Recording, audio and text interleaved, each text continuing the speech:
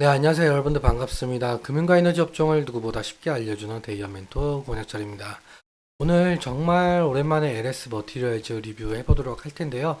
거의 한 달 만인 것 같아요. 아무튼 여러분들도 아시다시피 LS 머티리얼즈는 울트라 커패시터 사업을 영위하고 있죠. 오늘은 복귀 차원에서 LS 머티리얼즈에서 하는 사업인 울트라 커패시터가 과연 어디까지 사용이 가능한지, 울트라 커패시터의 모멘텀은 어떤 것들이 있어야 2024년에 매출액이 증대될 것인지 얘기 나눠보도록 할 텐데, 천천히 얘기 나눠보도록 할게요. 그럼 LS 머티리얼즈 바로 보도록 하겠습니다. 일단은 시작하기 전에 저희 데이업에 오시면은 저희 종목들을 모두 커버해드리고 있으니까 따라주시면 감사하겠고, 제 영상도 끝까지 지켜봐 주시고 댓글로 궁금하신 것들 남겨주시면은 다음 영상에서 말씀을 드리도록 하겠습니다. 그럼 시작해 볼 텐데, 일단 여러분들도 아시다시피 LS 머티리얼즈는 LS 엠트론에서 물적 분할 후에 설립이 되어 상장이 되었는데, LS 머티리얼즈는 여러분들도 아시다시피 사진과 같은 울트라 커패시터라는 에너지 저장 장치를 만들고 있죠. 이 울트라 커패시터는 신재생 에너지, 그리고 산업 비상전력, 스마트 팩토리, 전기차 등 다양한 산업 분야에 활용이 되고 있는 에너지 저장 장치인데요. 지금 현재 가장 쉽게 접하고 전기차에 쓰이고 있는 리튬 이온 배터리와 비교 안 해볼 수가 없을 것 같습니다. 먼저 에너지 저장 용량은 리튬 이온 배터리에 비해 적고, 대신에 에너지 출력은 매우 크죠. 총 방전 시간도 5분 이내이고 사이클 수명도 100만 회 이상으로 상당히 리튬 이온 배터리보다 이점이 많아 보이고 있습니다. 효율도 95% 이상이라 사이클의 기대 수명을 요구하거나 짧게 사용하고 충전을 자주 할 수 있는 응용처에서 이점이 있죠. 보통적으로 울트라 커패시터는 소형, 중형, 대형으로 구분하는 것이 일반적인데, LS 머티리얼즈는 소형 제품은 생산하지 않고 중형과 대형 제품을 생산을 하고 있습니다. 다음으로 LS 머티리얼즈의 울트라 커패시터의 3대 주요 매출처를 좀 살펴볼 텐데요. 일단 풍력 발전기, UPS, AGV, 무인 운반차 전원이죠. 풍력 발전기의 경우 같은 경우는 고용량 특성을 가지고 있는데, 고지대 또는 해상에 있기에 배터리를 자주 교체를 못하는 어려움이 있죠. 그래서 사이클 수명이 긴 울트라 커패시터가 일반 배터리보다 이점을 가지고 있다라고 볼 수가 있을 것 같습니다.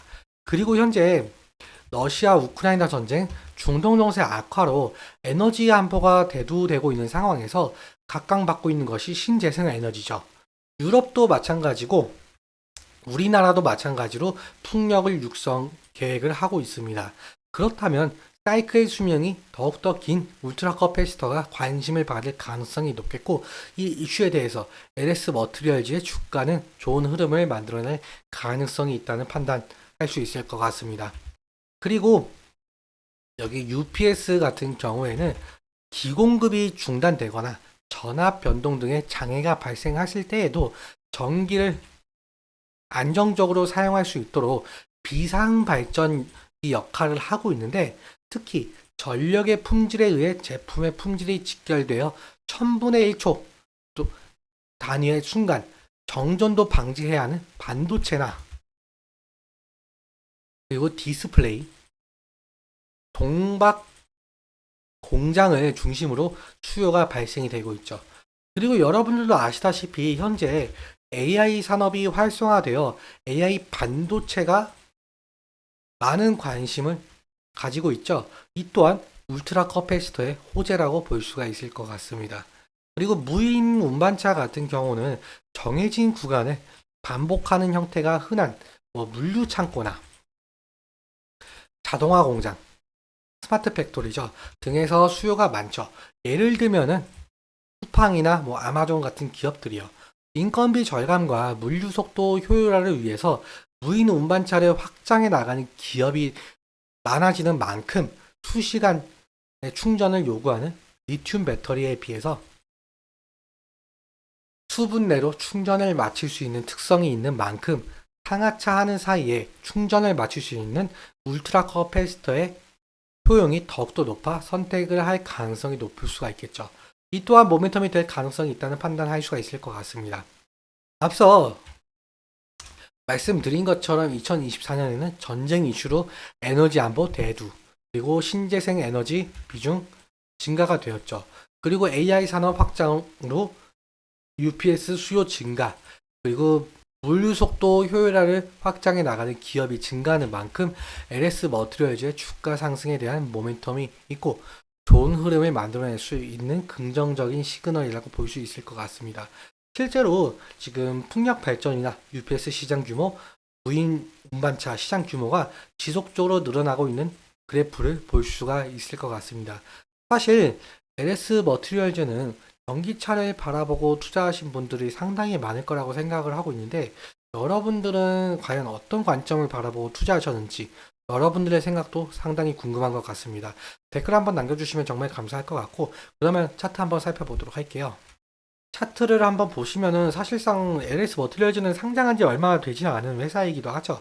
그리고 상장 이후에는 살짝은 상승했던 흐름에서 심리선이라고 부르고 있는 지금 21 이평선 밑으로 하락을 하면서 하락 추세에 놓이고 있었었죠.